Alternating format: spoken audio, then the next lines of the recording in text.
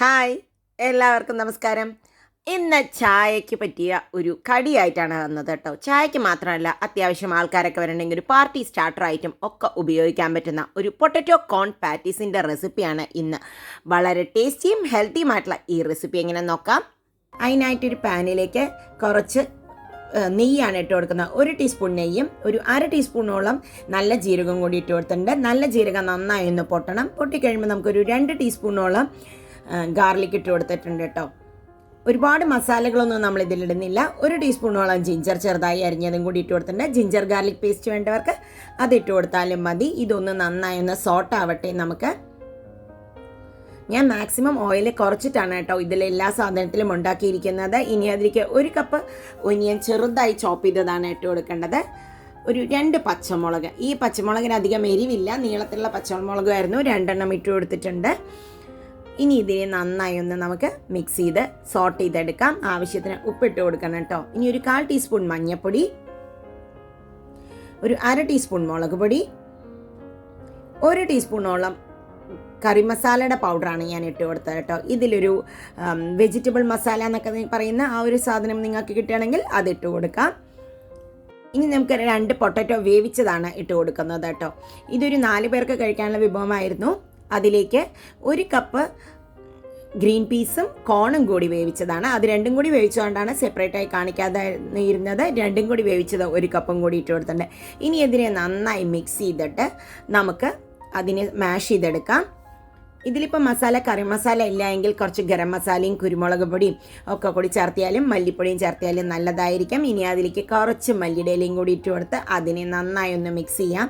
എപ്പോഴും കുറച്ച് എരിവും ഉപ്പും ഒക്കെ കുറച്ച് മുമ്പിൽ നിന്ന് കഴിഞ്ഞാൽ നന്നായിരിക്കും. ഇല്ല എങ്കിൽ പ്രത്യേകിച്ച് ബ്ലാങ്ക് ആയിട്ടുള്ള ഒരു ടേസ്റ്റായിട്ട് ഫീൽ ചെയ്യും നമുക്ക്. ഇതൊന്ന് തണുക്കട്ടെ. ഇപ്പം ഇത് നന്നായി തണുത്ത് വന്നപ്പോൾ ഞാൻ പാത്രം മാറ്റിയിട്ടുണ്ട്. ഇനി അതിലേക്ക് കുറച്ച് ഉപ്പ് കുറവായിരുന്നുകൊണ്ട് ഉപ്പിട്ട് കൊടുത്തു. ഇനി ഒരു 3 ടേബിൾ സ്പൂണോളം അരിപ്പൊടി ഇട്ടിട്ടുണ്ട് കേട്ടോ. ഇത് നമുക്ക് നല്ല കട്ടിയായിരിക്കാൻ വേണ്ടിയിട്ടാണ്. ഒരു 2 ടീസ്പൂണോളം കോൺഫ്ലോറും കൂടി ഇട്ട് കൊടുത്തിട്ടുണ്ട്. ഇത് നമ്മുടെ സോഗി ആയിരുന്നു കഴിഞ്ഞാൽ നമ്മുടെ പാറ്റീസ് ഒരുപാട് എണ്ണ കുടിക്കും, പിന്നെ ഉള്ളു സോഫ്റ്റ് ആയിരിക്കും. ആ ഒരു തിക്കായിട്ട് നമുക്ക് ഫീൽ ചെയ്യില്ല. ഇനി അതിനെ നന്നായി ഇതുപോലെ ഒന്ന് മിക്സ് ചെയ്യാം. അപ്പോൾ കോൺഫ്ലോറോ അരിപ്പൊടിയുടെ അളവ് നിങ്ങൾക്ക് ഇഷ്ടത്തിനനുസരിച്ച് മാറ്റാം. കുറച്ച് തിക്കാവുന്നവരെ, നമുക്ക് സ്റ്റിക്ക് ആവുന്നില്ല എന്ന് തോന്നുന്ന പോലെ ആക്കണം. ഇനി ഇതിനെ ഒന്ന് റോൾ ചെയ്തെടുക്കാം.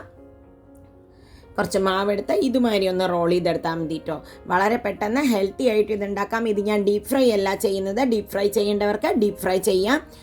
ഇതുമാതിരി റോൾ ചെയ്തെടുത്താൽ മതി. ടിക്കയുടെ ഷേപ്പിൽ പാറ്റീസായിട്ട്. തിന്നായിട്ട് വേണമെന്നുള്ളവർക്ക് തിന്നായി ചെയ്യാം. ഞാനിതൊരു കുറച്ച് എണ്ണയിൽ ഷാലോ ഫ്രൈ ആണ് ചെയ്യുന്നത്. ഇതുപോലെ തന്നെ നമുക്ക് ബാക്കിയുള്ളതൊക്കെ ഉണ്ടാക്കിയെടുക്കാം. കണ്ടോ? അപ്പോൾ ഇനി വറുത്തെടുക്കാനായിട്ടൊരു പാൻ വെച്ചിട്ടുണ്ട്. അതിൽ കുറച്ച് എണ്ണ ഒഴിക്കുന്നുണ്ട് കേട്ടോ. ഞാൻ വളരെ ഷാലോ ആയിട്ടല്ല, കുറച്ച് ഓയിൽ ഒഴിച്ചിട്ടാണ് ഉണ്ടാക്കുന്നത് ഇത്തവണ.